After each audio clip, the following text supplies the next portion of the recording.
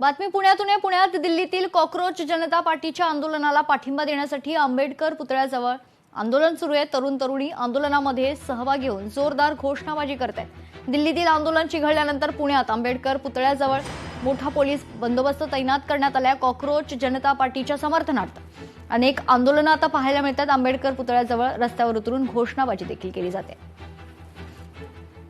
सविस्तर माहिती जाणून घेऊयात। आपले प्रतिनिधी चंद्रशेखर भांगे आपल्यासोबत जोडले जात आहेत। चंद्रशेखरजी, दिल्लीत सुरू असलेल्या आंदोलनाचे पडसाद आता पुण्यात देखील पाहायला मिळत आहेत। मेघनाथ, 3 पिढ्या ज्या आहेत त्या आंदोलनामध्ये सहभागी झालेले आहेत। मॅडम आहेत, त्यांची छोटी मुलगी आहे आणि त्यांची आई। आपण बघू शकतो की 3 पिढ्या खरं तर या ठिकाणी कॉकरोच जनता पार्टीच्या आंदोलनाला समर्थन देण्यासाठी या 3 पिढ्या जमले या ठिकाणी आलेल्या आहेत। काय सांगाल मॅडम, तुम्ही आंदोलनामध्ये सहभागी झालेला आहात, काय सगळी माहिती आहे? तुमच्या 3 पिढ्या आलेल्या आहेत या आंदोलनात। मैं यहाँ आई हूँ क्योंकि मेरे फ्यूचर की बात है, मेरे बच्चों के फ्यूचर की बात है। मैं उन्हें वैसा भारत देना चाहती हूँ जैसे भारत में हम जन्म लिए थे, वैसा भारत देने की कोशिश है। तो इसके लिए अगर एजुकेशन सिस्टम की इतनी बुरी हालत है तो उसका कुछ होना चाहिए, अकाउंटेबिलिटी की बात है। मेघना, मी तुम्हाला दाखवतोय, छोटी लहान मुलगी आहे, तिचा चेहरा दाखवणार नाही। ही छोटी मुलगी आलेली आहे, त्यांची आई आलेली आहे आणि ही त्यांची छोटीची आई आहे। 3 पिढ्या मी दाखवतो या आंदोलनामध्ये।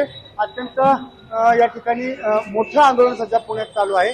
काय सांगाल, सध्या आंदोलन सुरू आहे, वेगवेगळे सगळे आंदोलक जे आहेत या ठिकाणी पोहोचलेले आहेत। आणि पुन्हा एकदा मी कॅमेरामॅनला विनंती करेन की त्या ठिकाणच्या बाजूला जे आहेत ते मोठ्या प्रमाणात जी आहे ती गर्दी झालेली आहेत। सागर सोनकांबळे आलेला आहे विद्यार्थी संघटनेचा। सागर, काय सांगतील, सगळ्या आंदोलनामध्ये सहभागी झाला?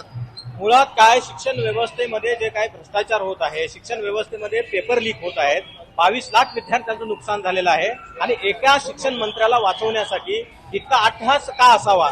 कारण शिक्षण व्यवस्था ही सर्वांना पारदर्शक मिळाली पाहिजे आणि शिक्षण व्यवस्थेमध्ये सर्वांना व्यवस्थितरित्या शिक्षण मिळालं पाहिजे, ही आमची भावना आहे।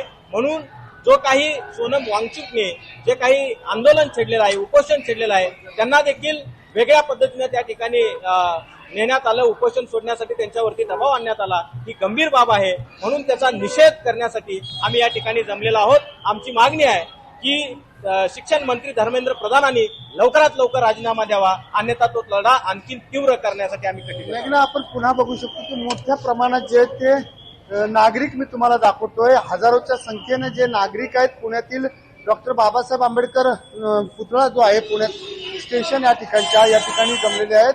बघू शकतो की मोठी गर्दी आपल्याला पाहायला मिळत आहे।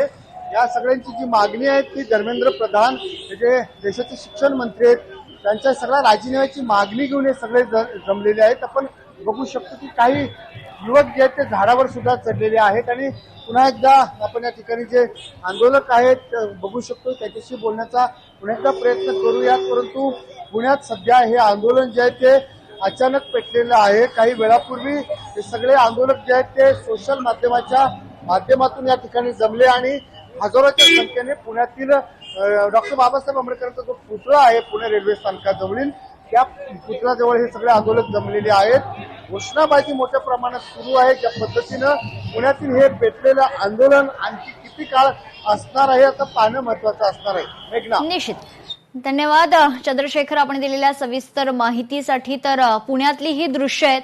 पुण्यात मोठ्या संख्येनं हे आंदोलक आता रस्त्यावर उतरलेले आहेत। पुण्यात आंबेडकर पुतळ्याजवळ हे आंदोलन सुरू आहे। सोनम वांगचुक यांच्या समर्थनार्थ ही तरुण मंडळी, युवा वर्ग जो आहे हा रस्त्यावर उतरून आंदोलन करतोय। सरकार विरोधात जोरदार घोषणाबाजी देखील पाहायला मिळते। या सर्व युवकांची एकच मागणी आहे की शिक्षण मंत्री धर्मेंद्र प्रधान यांनी राजीनामा द्यावा आणि या मागणीसाठी खरं तर सोनम वांगचुक यांचं गेल्या अनेक दिवसांपासून दिल्लीत उपोषण सुरू आहे। दिल्लीत देखील कॉकरोच जनता पार्टीचे आंदोलन चिघळलेली दृश्य आपण सकाळपासून पाहतोय आणि दुसरीकडे जर आपण पाहिलं तर त्याच आंदोलनाचे पडसाद संपूर्ण राज्यात पाहायला मिळत आहेत। राज्यात ठिकठिकाणी आंदोलनं सुरू आहेत आणि याच क्रमात पुण्यात देखील कॉकरोच जनता पार्टीच्या आंदोलनाला पाठिंबा देण्यासाठी सोनम वांगचुक, अभिजित दिपके यांच्या समर्थनार्थ हा तरुण वर्ग मोठ्या संख्येनं या आंदोलनात सहभागी झालेला आहे। जसं थोड्या वेळा आधी आपण पाहिलं की एका कुटुंबातले 3 खरं तर पिढ्या या आंदोलनात सहभागी झाल्या होत्या। आणि स्वतःच्या भवितव्यासाठी शिक्षण क्षेत्रात जे काही कथित गैरव्यवहार सुरू आहे त्या सर्वांच्या विरोधात आज हे तरुण रस्त्यावर उतरलेत. आपण पुन्हा एकदा चंद्रशेखर यांच्याकडे जाऊया. चंद्रशेखर भांगे आपले प्रतिनिधी आपल्यासोबत जोडले जात आहेत. चंद्रशेखर, खरं तर या सर्व आंदोलकांची एकच मागणी आहे की धर्मेंद्र प्रधान यांनी राजीनामा द्यावा आणि या मागणीसाठी दिल्ली ते मुंबई, पुण्यात देखील ही आंदोलनं सुरू आहेत. मी तुम्हाला दाखवतो किती तरुणी या सगळ्या आंदोलनामध्ये सहभागी झालेले आहेत, हातामध्ये तिरंगा ध्वज घेतलेले आहेत. क्या बताएंगे, इस आंदोलन में आप शामिल हो गए हैं? हम लोग खुद नीट के स्टूडेंट्स थे और हम लोग ने खुद फेस किया है इसको. हम लोग खुद नीट के स्टूडेंट्स रहे हैं. हम लोग ने खुद इस सिस्टम को फेस किया है और अभी एक चेंज लाना चाहिए एजुकेशन सिस्टम में, गवर्नमेंट में. आप क्या बताएंगे मैम, आप इधर सब आंदोलन में शामिल हो गए, क्या मांग रही है? हाँ, तो हमने भी नीट का पेपर 3 बार दिया और 3 साल में 4 बार नीट का पेपर लीक हुआ क्योंकि एक रीनीट था और हमेशा जब लीक होता है तो सरकार की तरफ से ही होता है. तो क्या मांग है अभी आप? कि हमें सरकार बदलनी है, एजुकेशन सिस्टम को बदलना है. एजुकेशन मिनिस्टर को रिजाइन करना है. बच्चे मरेंगे, कितने बच्चे मरेंगे? 30 सुसाइड हुआ है, 30 बच्चों का सुसाइड हुआ है. कौन जिम्मेदार है सभी? सरकार जिम्मेदार है. सरकार जिम्मेदार है, मोदी सरकार जिम्मेदार है. उसको इतने बच्चे की सुसाइड हो गई उसकी वजह से, फिर भी उसको धर्मेंद्र प्रधान को शर्म नहीं आ रही है. मोदी ने इस्तीफा देना चाहिए. अभी धर्मेंद्र प्रधान से कुछ नहीं होगा, पूरी सरकार ही बदलनी चाहिए, नहीं तो नेपाल ट्रीटमेंट हो जाएंगे. परिस्थिती आपण बघू शकतो की तरुण जे आहेत हे शेकडो हजारो तरुण सध्या पुण्यातील डॉक्टर बाबासाहेब आंबेडकरांच्या या पुतळ्यासमोर जमा झालेले आहेत. काही इतर तरुणाशी आपण बोलण्याचा प्रयत्न करूयात. काय सांगाल, सगळे तुम्ही सहभागी झालेले आहात, कुठून आलात? मी तर लाईक कात्रज त्यासाठी आलो. And basically the thing is की it is not about like की माझ्या म्हणजे फॉर समवन लाईक की मी कुठल्या पर्टिक्युलर लाईक काय बोलतो मोदी सरकार फॉलो करते वगैरे नाही. एव्हरीवन ओव्हर हिअर बघायला गेले तर कोणी कॉक्रोच जनता पार्टीला सपोर्ट नाही करत. Everyone is for themselves, for their brothers and sisters. आपण बघू शकतो या ठिकाणची गर्दी मी तुम्हाला पुन्हा दाखवतोय. हातामध्ये तिरंगा ध्वज घेऊन एक महिला भगिनी सहभागी झालेले आहेत, त्यांच्याशी बोलण्याचा प्रयत्न करत. काय तिरंगा ध्वज घेऊन सहभागी झालात, काय सांगाल? सरकारला रिझाईन द्यायला पाहिजे. नाही पाहिजे ही सरकार, एज्युकेशन मिनिस्टर नाही पाहिजे. अजून किती पोरांना मारणार आहे ते सरकार, अजून किती पोरांना मारणार आहे. गव्हर्नमेंटनी अकाउंटेबिलिटी घ्यायला हवी. गव्हर्नमेंटनी अकाउंटेबिलिटी घ्यायला हवी. जे काही नीट मध्ये झालेलं आहे, पेपर लीक मध्ये होतंय, मुलांना कष्ट करून सुद्धा त्यांना एकमेव चान्स असतो की परीक्षा देऊन गरिबीतून बाहेर येण्याचा, आणि ते होत नाहीये. पेपर फुटी झाल्यानंतर मुलांचे कष्ट वाया जात आहे आणि त्यांना मग सुसाईड करावं लागते. असं याची अकाउंटेबिलिटी सरकारने घ्यायला पाहिजे. तुम्ही कुठून आलात, काय मागणी राहील? मी पुण्यातनंच आली आहे आणि माझं एकमेव म्हणणं आहे की गव्हर्नमेंटनी अकाउंटेबिलिटी घ्यायला हवी. म्हणजे गव्हर्नमेंट आता तानाशाह बनत चाललंय. त्यांनी जबाबदारी घेतली पाहिजे, जबाबदारी घ्यायला हवी. त्यांच्या चुकीची जबाबदारी घेतली पाहिजे, एवढंच मागणं आहे. की जर आपण एखादी चूक केली तर आपण जो आत्मक्लेश करून घेतो, तर त्यांनी तेवढं केलं पाहिजे की त्यांची जबाबदारी त्यांनी घेऊन रिझाईन केलं पाहिजे. रिझाईन केल्यानंतर डिस्कशन्स होऊ शकतात आणि एका मिनिस्टरने अकाउंटेबिलिटी घेतली तर बाकीचे आपोआप जागेवर येतील. त्यांना सुद्धा अकाउंटेबिलिटी त्यांच्या डिपार्टमेंटची घ्यावी लागेल.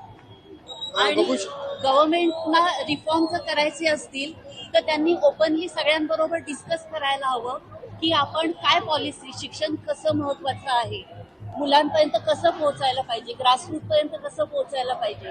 तर हे डिस्कशन मधून होणार आहे, जबरदस्ती करून होणार नाहीये. आज सकाळपासून त्यांनी अक्षरशः अतिरेकी असल्यासारखं मुलांना मारतायत तिथे.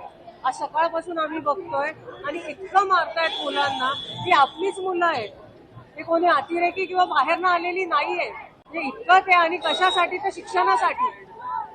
ते बेसिक्सच मागतायत, बाकी काही मागत नाहीयेत तुमच्याकडे लॅविश काही. बेसिक्ससाठी तुम्ही केलंच पाहिजे तेवढं. आमची स्वतःची मुलं, त्यांचं शिक्षण झालेलं आहे, आम्ही चांगल्या पोस्टवर आहोत जॉब करत, पण देशातल्या प्रत्येक मुलापर्यंत शिक्षण व्यवस्थित पोहोचायला पाहिजे. तो त्याचा अधिकार आहे, हक्क आहे आणि तो त्याच्यापर्यंत नसेल पोहोचत तर रस्त्यावर यावंच लागणार लोकांना आणि गव्हर्नमेंटला ती अकाउंटेबिलिटी घ्यावीच लागणार आहे. आज आता तुम्ही बघितलं असेल 1 लाखभर शाळा प्रायव्हेट पब्लिक स्कूल्स आहेत त्या देशभरात बंद पडल्यात. महाराष्ट्रात 26,000 बंद पडल्यात. जर पब्लिक स्कूल बंद पडल्या तर मुलं शिकतील कशी? नाही शिकली. गर्दी दाखवतो तुम्हाला मेघना.